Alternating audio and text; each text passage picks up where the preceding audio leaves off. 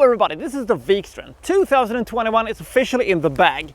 I have now seen my last 2021 movie yesterday, which was Matrix Resurrections, which we will get to. In the beginning of the year, I made a list of 15 movies which I was predicting going to be the best movie of 2021. Now, as the years has drawn to a close, we'll go through all the 15 and see which one I was correct about, which one I was wrong about, and which one, well, still hasn't come out yet. So this works a little bit different than your usual predictions list, because the higher you get on the list, the better the movie has to be in order to be considered a success. So a movie that is unsuccessful but is pretty high up can still be, you know, a pretty good movie. There are exceptions to this, but we'll get into that. So without any further ado, let's take a look at the 2021 and the best movies that came out, which I predicted was going to be, and let's see if I was right, shall we?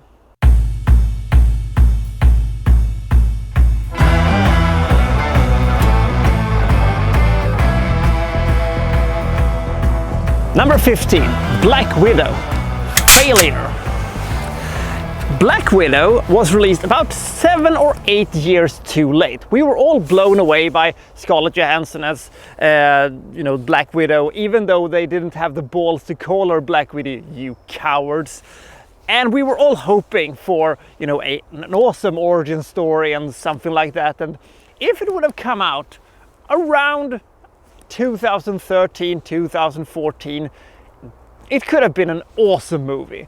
And Marvel would have also been beaten, DC to, having the first, origin story with the female superhero and, trailblazing and all that good stuff.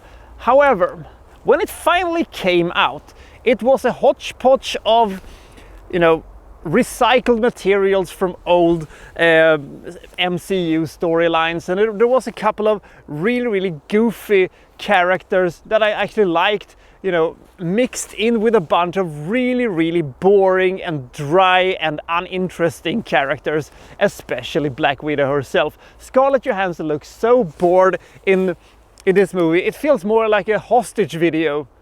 I'm okay, mom. They're treating me well. I'm going to come home soon. And this was not a bad movie per se. It was not as bad as other things Marvel has done in recent years, cough, Eternals, cough, but it was certainly not something that, let the movie scenes on fire.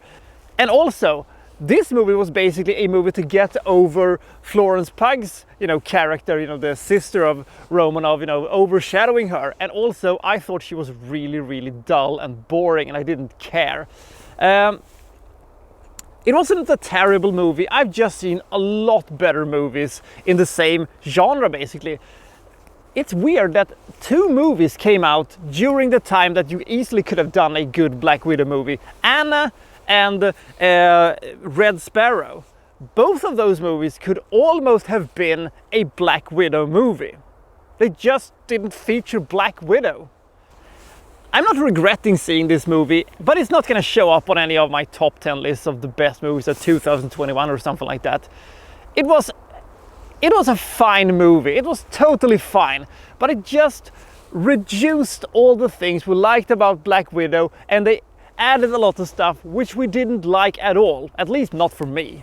I know that some people really like it, but it was just not really for me.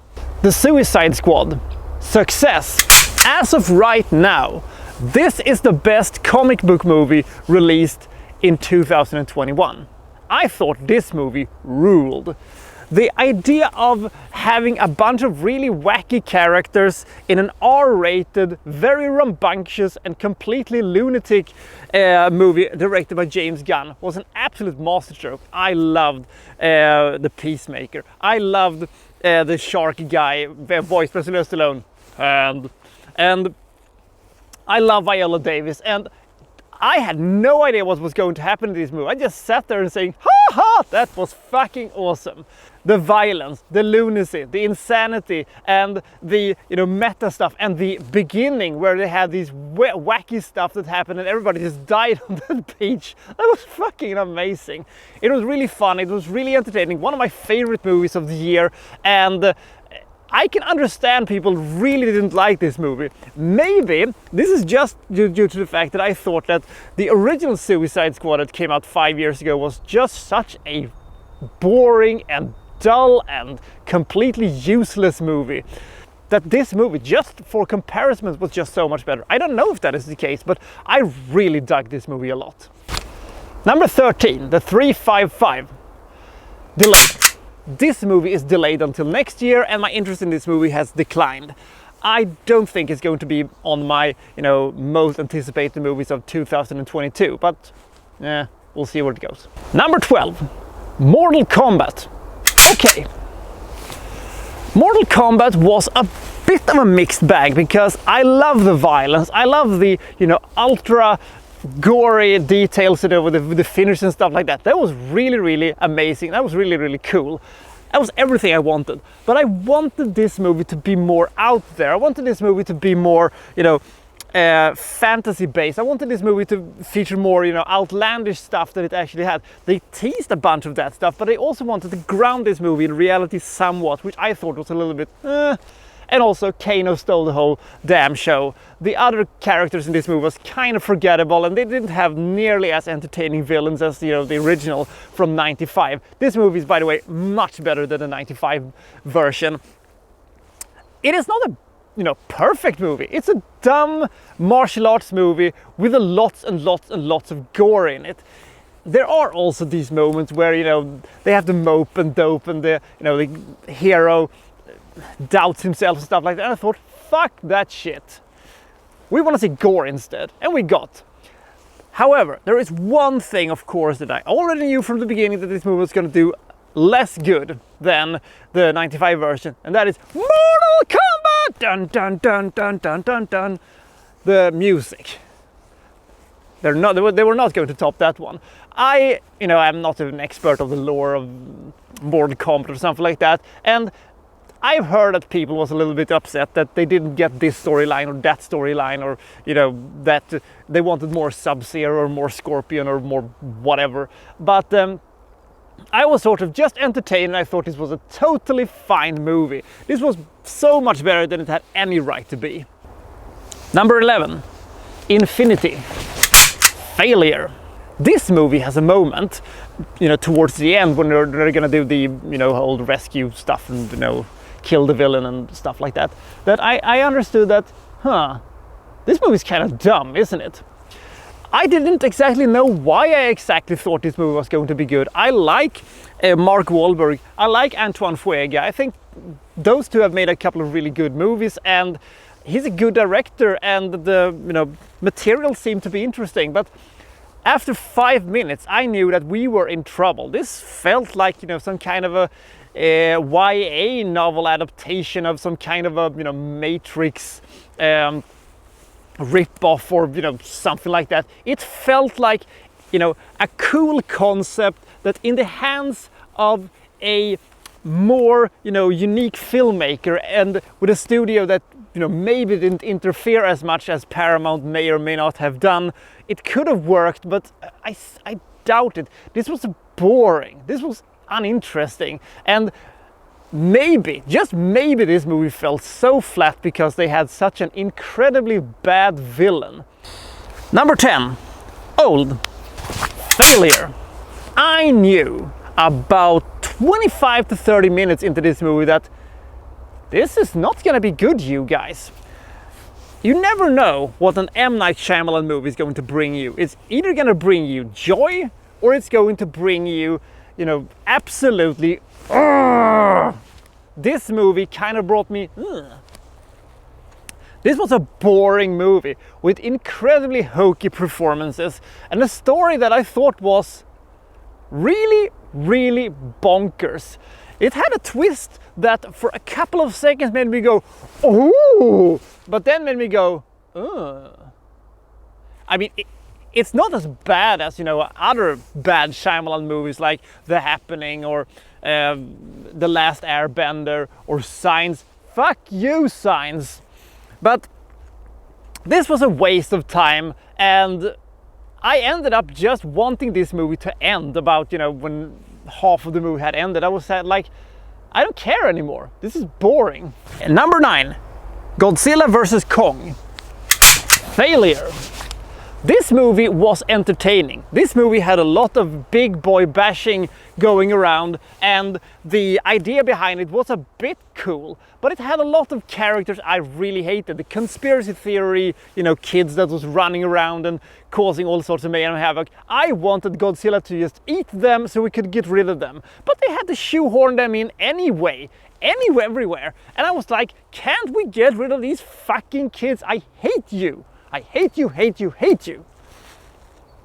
The story about, you know, Godzilla and Kong and them fighting, and then, you know, Mechagodzilla shows up and to wreck some shit, and it was one of these movies where, on paper, this could probably have worked out well, but in the end, the triple threat in Hong Kong was about as well executed as a really bad WWE finish of 2021. So it was sort of no one gets over and no one is protected.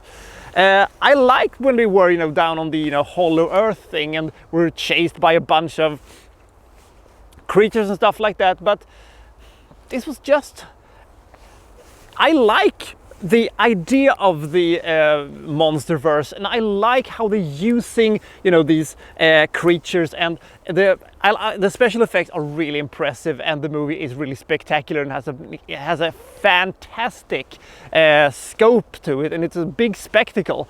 But I much rather prefer the Godzilla King of the Monsters rather than this movie. I probably will never see this movie again. From the, you know, monsterverse, Kong Skull Island and Godzilla King of the Monsters are the only ones that I really thought was really solid. Is it a bad film? No, it isn't. It's a good film, but my expectations of it were pretty high, and I was left pretty, it was fine. Am I recommending it? Not necessarily. It's not boring. You're never bored about it, but it's a bit too much on the nose with, you know, some of the stuff they do, and I was like, just like, you really don't have any fun characters in this movie, do you? In fact, the more I think about it, a lot of movies this year has had lots of really dry, dull, and, you know, kind of insignificantly bad characters. Number 8, ShangChi and the Legend of the Ten Rings. Success. This one came out of absolutely nowhere. I had no really high expectations for this one. I just was very curious to see who ShangChi was. I was curious about, you know, the Ten Rings and stuff, and I was really curious about what the next Marvel, you know, superhero was going to look like and feel like and be like. When this movie had gone on for, I would say, about half of it, I was like, I like this movie. I like these characters. They're fun, especially, you know, the sidekick chick. I thought she was really funny, and the idea of how they incorporated the Mandarin into this one was absolutely hilarious. And Michelle Yeoh gave, of course, her classical presence to the whole thing and made everything feel a bit more legit than it was before.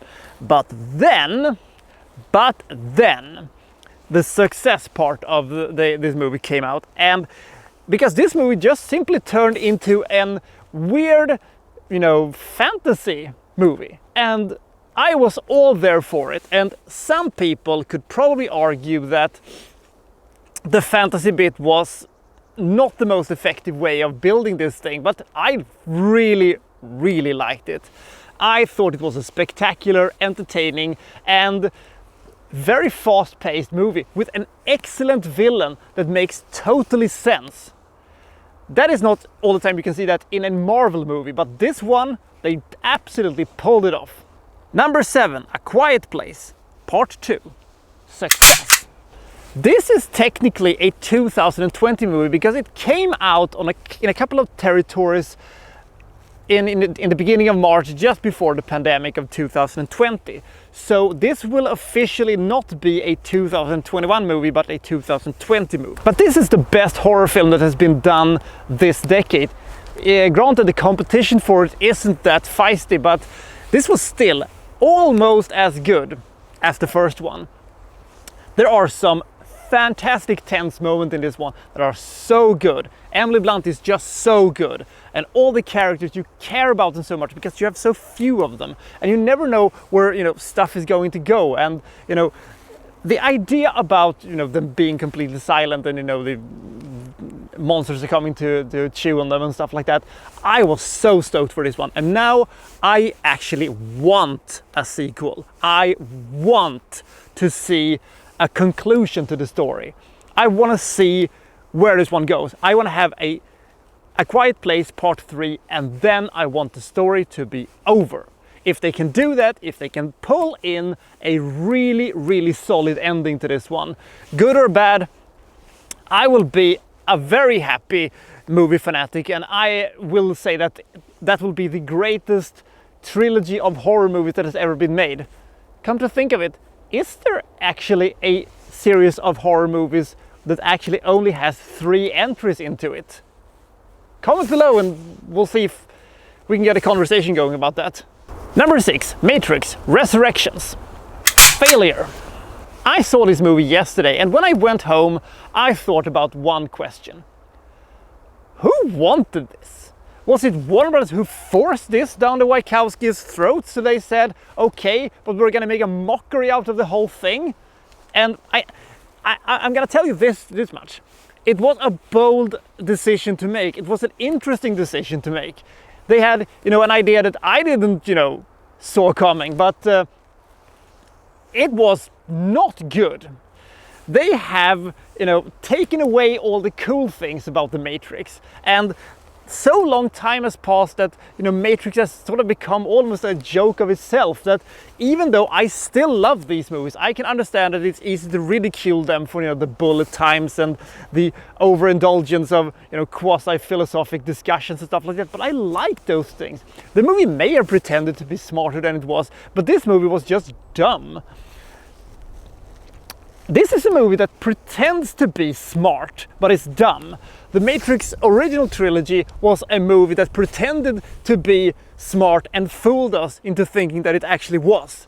And also, they have so little cool action sequences. There are no, you know, shootouts in the hallways or freeway chases or stuff like that. And they also don't have the cool, awkwardly, you know, scripted promos by the Merovingian or stuff like that. We're talking about choice and stuff like that. It is just a bunch of rehashes from the old movies. In fact, they splice in parts of the old movies into the new movie, which just shows us that this movie looks so cleaned up and sanitized and homogenized and pasteurized and whatever iced you can think of, that it simply made Resurrections look too clean, and I really just want to watch the other 3 movies. I'm going to go the Highlander 2, Alien Resurrections, and Indiana Jones and the Kingdom of the Crystal Skulls with this one. This movie officially do not exist.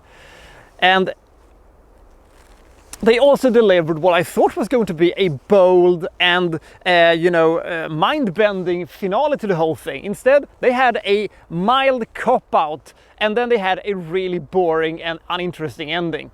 Good work, you guys. And also, you absolutely sucked when it came to the villains in this movie. I just miss my Agent Smith so much. Cookies need love like everything else, Mr. Anderson. Disappointed! Number 5, No Time to Die. Failure. In the fall of 2021, I was getting really bad vibes from No Time to Die, but I never changed any of my listings when it has, when the list is finalized. But I thought that when I start thinking about it, the Daniel Craig movies technically aren't that good. I mean, he is still the best actor who has ever portrayed James Bond.